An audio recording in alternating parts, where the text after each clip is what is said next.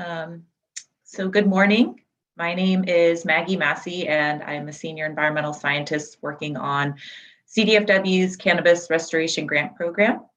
A few things to go over. This is being recorded, and I will be posting the recording and a copy of the presentation on our grant webpage. Also, everyone will be on mute throughout the presentation to reduce background noises. And if you have any questions, please raise your hand or type your questions into the chat section to Janice Mackey. And at the end of this presentation, we'll go through the chat questions and address any raised hands as well. And again, we really appreciate everyone who's here today to learn more about CDFW's Qualified Cultivator Funding Opportunity. A brief outline, we'll go through some background on the Cannabis Restoration Grant Program funding, and then go over some specifics of the solicitation. And then I'll go over some details on the application processes. And then finally, we'll go through the questions and comments. A quick background, the grants program we are working on is provided through the Environmental Restoration and Protection Account pursuant to the Revenue and Taxation Code, section 34019F2. And this dedicated funding source is continuous appropriation and has a focus for the first 5 years of cleanup, remediation, and restoration of environmental damage in watersheds affected by cannabis cultivation and related activities, and to develop partnerships for this purpose, and that the department may allocate these funds through a grant program. Which brings us to the Qualified Cultivator Funding Opportunity solicitation. And this is aimed at supporting environmental sustainability and small-scale cultivators. First thing to point out is that this is non-competitive, and back in August, we released a notification for this funding opportunity for a project consultation request. And this consultation is completely optional, but provides an opportunity for potential applicants to meet with the Cannabis Grant Program and throw around any project ideas and ask any questions. This consultation period will be open through roughly December of 2022, which brings me to another big point, and that this opportunity will be open for applying through April of 2023 with multiple approval cycles. And we have set up tentative deadlines and timeframes within the solicitation, and I've posted them here on this slide. But really, please note that these are subject to change, just dependent on the number of pre-applications and full applications we get through each cycle. So in order to be considered for approval, a potential applicant must first submit a pre-application. And this pre-application is a Word document and will be submitted to our Cannabis Grant email address. From there, it will be reviewed, and eligible pre-applications will be invited back to submit a full application, which will be done in WebGrants. And if the applicant is asked to provide a full application, full applications must be submitted at least 2 months in advance of the desired approval timeframe.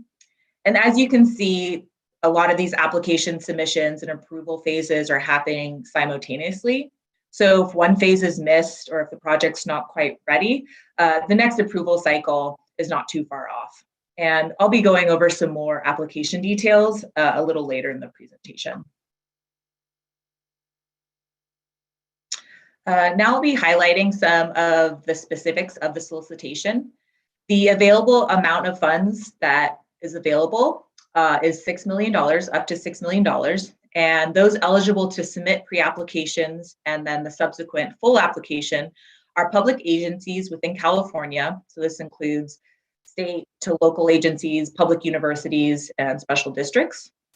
Also, nonprofit organizations qualified to do business in California under Section 501C and have the capacity to meet the requirements of the solicitation and the executed grant agreement.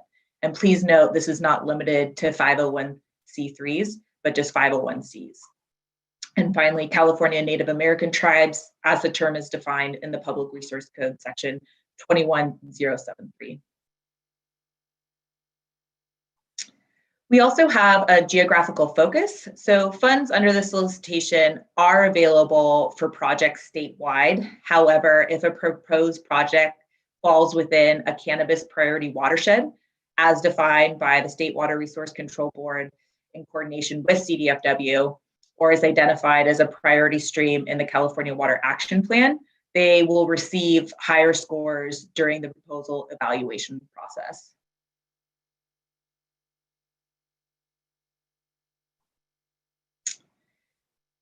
Applications may be considered under one or both of the following project priorities, so it's not mutually exclusive.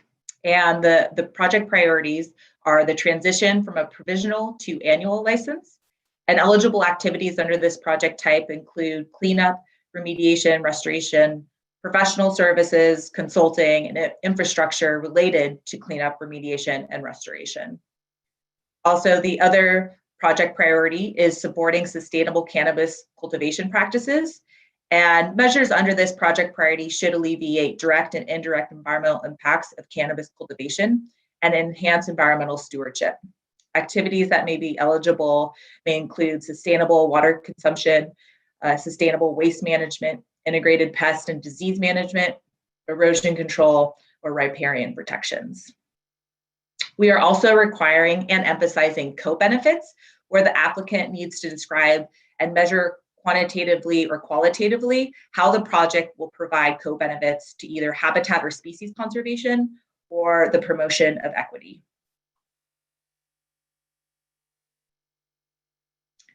The next solicitation requirement is that eligible applicants must represent and the project must benefit the following qualified cultivators. And this includes specialty cottage outdoor, specialty cottage mixed light tier 1, specialty outdoor, specialty mixed light tier 1, small outdoor, and small mixed light tier 1. And with these classifications, we're really looking to support the small, less than 10,000 square foot of canopy outdoor grow, or the use of less than 6 watts of artificial light per square foot. And another thing to mention is that cultivators with ownership or financial interests between 10,000 to 20,000 square feet of total canopy may still qualify to be represented under the solicitation, but we'll review those on a case-by-case basis, and our main target cultivator is less than 10,000 square feet of canopy.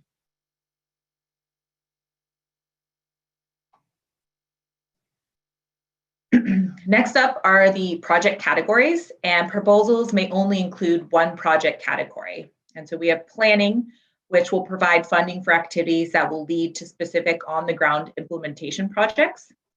We also have a new project category that includes elements of both planning and implementation. And so this project category allows for funds to be used for planning efforts directly linked to an implementation project that is implemented and completed within the grant agreement term. And this category is a little tricky in the sense that applicants must make the reviewers confident that legal, permitting, engineering, and other requirements and the implementation or construction portion of the project will occur within the grant agreement term. We then have implementation only, which is to fund construction and monitoring of shovel-ready restoration enhancement projects. And applicants must demonstrate CEQA compliance and submit 65% or higher design plans, basis of design report, and technical studies.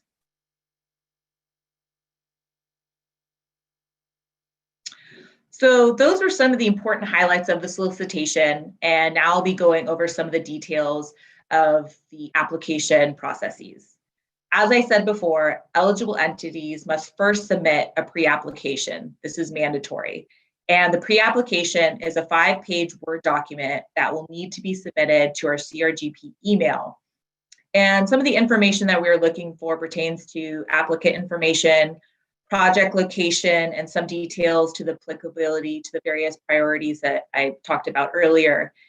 And some of the initial details also on the qualified cultivator being represented, land ownership, environmental compliance, permitting, engineering, and some budget estimates and cost share if that information is available. And once the pre-applications are submitted, it will go through an internal review. And if it is determined as a viable project and applicable to the funding opportunity, the applicants will be invited to the full application phase. And one thing to note is that prior to the submittal of the full application, if invited pre-applicants receive any comments from the CDFW in the pre-application phase, they must address these comments within the full application. And the full application addresses the elements touched upon in the pre-application, but the level of detail and specificity required is much greater. And there's additional information needed, such as a monitoring plan and long-term management plan. And also, one thing I wanted to reiterate is that this opportunity is open for 18 months or so.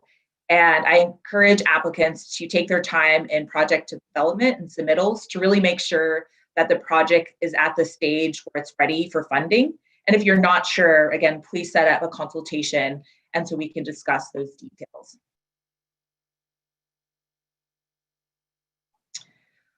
So if you submit a pre-application and are invited to the full application phase, this full application phase will be done in WebGrants, which is a different interface.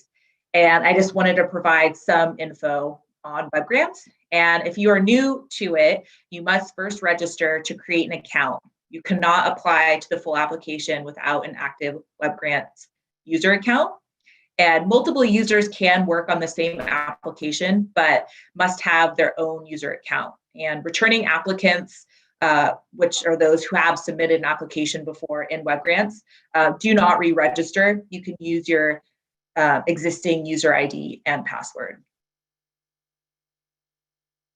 To create an account, you'll go to the WebGrants webpage and click on the Register Here button.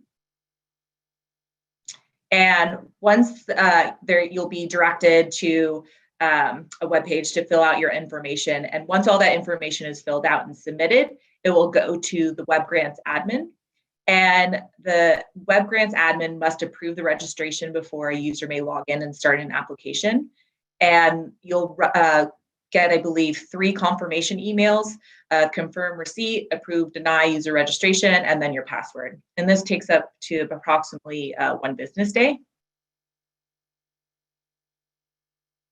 And once you're approved for the user ID and password, you can start the application process. And when you log in, this will be the home screen. And to find the qualified cultivator funding opportunity, you would click Funding Opportunities. And then you would want to select the appropriate funding opportunity titled CRGP Qualified Cultivator Funding Opportunity. And as a new grant opportunity, applicants have the one option to start a new application. But again, in order to get to this WebGrant stage, applicants must first submit a pre-application and be approved to the full application phase. And if you are invited to the full phase, I'll be providing a separate PDF and further details on how to navigate the WebGrant system at that time. And just to briefly go over the review process of the full applications once they're submitted, it will first go through an admin review or administrative review, where we'll assign each application a pass-fail score relating to some of the proposal requirements. And the projects that pass the admin review will then go to the technical review phase, where each application is assigned a numerical score from anywhere from 3 to 6 reviewers. And if applicable, projects that involve engineering and design or geological investigations will go through an engineering and geological review in this technical phase. Following the tech review phase, the applicants will then go to our selection panel. And the selection panel use qualitative processes that consider all projects that pass the tech review and compares them based on responsiveness to solicitation priorities, scientific merit, regional and statewide priorities, and the technical scores. And the selection panel will then make recommendations to the director, and the director will review those and approve a final set of proposals. And once we get director approval, we'll formally notify the applicants of awards, and the agreement development process will begin.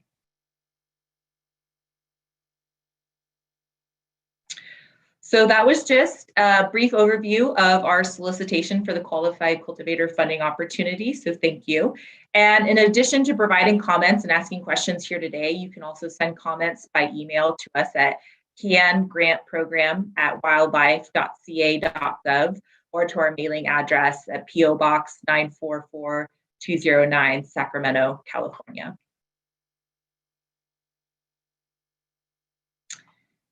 So with that, in addition to answering questions here, we'll be posting some of the questions on an FAQ document. And again, I will also be posting this recording of the presentation and a PDF version of the slides on our webpage. And on our webpage, you can also sign up and receive all grant announcements, get updates on program and timeline information, and also additional relevant solicitation links and information. And so with that, we'll start going through any questions and chat with any of the raised hands. So thank you.